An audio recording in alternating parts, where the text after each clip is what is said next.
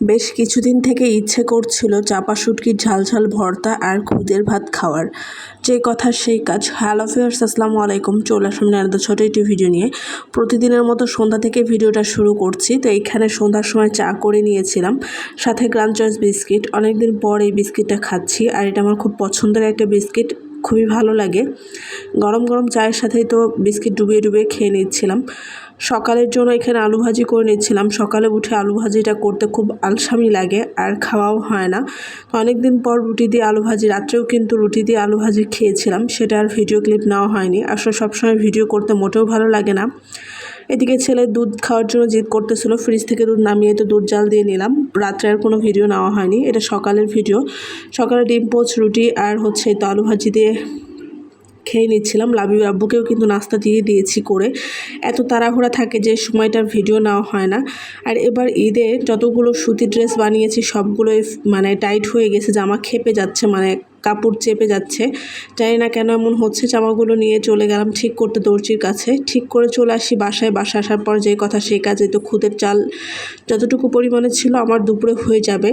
তো যেই কথা সেই কাজ আর কি। এই তো চালটা ধুয়ে আমি এখন খুদের ভাতটা রান্না করে নেব খুব সাধারণভাবে। আমি আসলে কারোর রেসিপি সেভাবে ফলো করতে পারি না, আমার সময় হয়ে ওঠে না যে একটা ভিডিও দেখে তারপরে সেটা আমি ফলো করব। আমার কাছে মনে হয় আমার নিজের রেসিপি আমার কাছে সেরা। যাই হোক, এখানে পেঁয়াজ আর মরিচ হালকা করে ভেজে এই তো চাল দিয়ে দিয়েছি। তারপর এখানে পরিমাণ মতো পানি দিয়ে আমি ভাতটা রান্না করে নেব। আর এই খুদের ভাতটা এত সুন্দরভাবে ঝরঝরে একটা হয়, যেটা আমি পোলাওটাও এইভাবে রান্না করতে পারি না, জানি না কেন এমন হয়।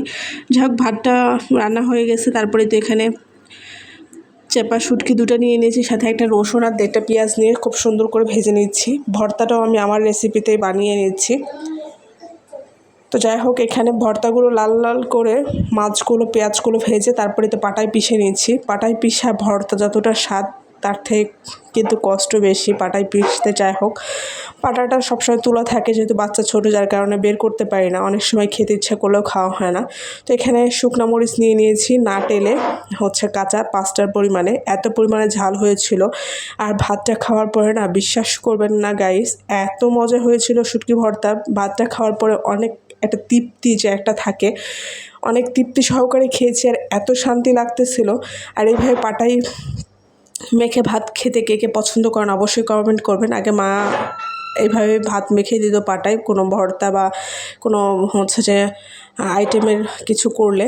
তো যাই হোক, এই তো কত সুন্দর হয়েছে ভাতটা, দেখতেই পাচ্ছেন খুদের ভাত। তো বেগুন ভাজার আর সময় হচ্ছিল না, ভর্তাটা এত টেস্ট হয়েছিল, তরসই ছিল না, যার কারণে শুটকি ভর্তা দিয়ে আজকে দুপুরে লাঞ্চটা সেরে ফেলতেছি। আমি ভয়েস দিতে গিয়ে আমার জিভে আবার জল চলে আসছে।